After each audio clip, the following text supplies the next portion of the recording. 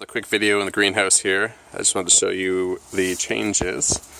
It's just still early March, but I threw some seeds in the garden and gave it a bit of a watering. I should give it a lot more of a watering, which we will soon. Just wanted to show you all the different brassicas coming up. I believe those are mostly kale and arugula. But here's like a small lettuce, which must have been from a while ago. Seeming to be okay. We got like an old onion of some kind here, but the whole front face, this is the back face actually, but pretty surprising that on the back grows this many berries, or this many strawberry plants. All the chives down here, this is all chives for your potatoes or whatever. They're all pretty tasty, growing up all fresh. All the strawberries that have new growth, they're all looking pretty robust. Fair number on this side. And then, like I said, we got the back face, and then this face is all full of strawberries with new leaves on them, which is nice. I put a lot of the old leaves as mulch. This is an old strawberry leaf.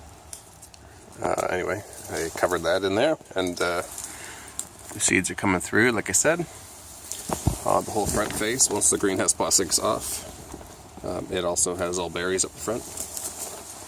And then there's two more containers in here, which basically they're all more or less full of strawberry.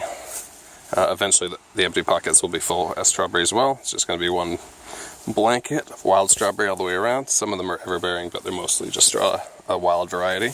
But they're still quite tasty. They make a lot of tiny little berries. Let's see what else I can find for you. Oh yeah, here's an example of my hugelkultur in action. These are an edible type of wood mushroom that's naturally volunteered here because the cores of these gardens are full of wood. And so I guess I could also explain this is a failed attempt at the Oya. This is a chimney flue, but I thought it might have been unglazed, and so I was going to use it as an Oya vessel, which is an unglazed clay vessel that weeps water through, but it just held the water like a pond, and so that just failed, and that's why this is here, to water the gardens.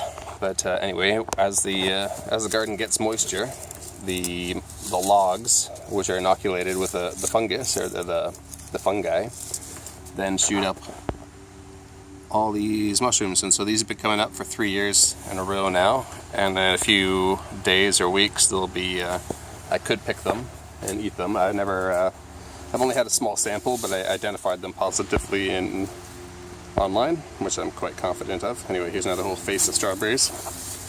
So the idea is that you could have put inoculated oak logs with like shiitakes in there and had a similar effect coming up. At least it's what I'm going to try in the near future.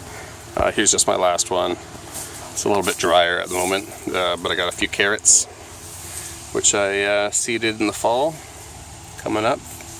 I got some dandelions, but I think I'll just leave them for now. And so what else can I show you? Here's a focus here. And this is a little mint plant that came up from seed. And then there's just a whole lot of different brassicas. These are probably kales and arugulas. So I'll thin them out once I know which ones are the strongest.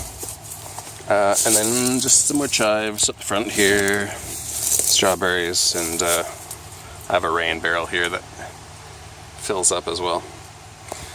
Anyway, that's the longish tour of the tiny greenhouse with my 3 garden cubes with wild strawberries and a few seedlings in early March. Alright, thanks for watching.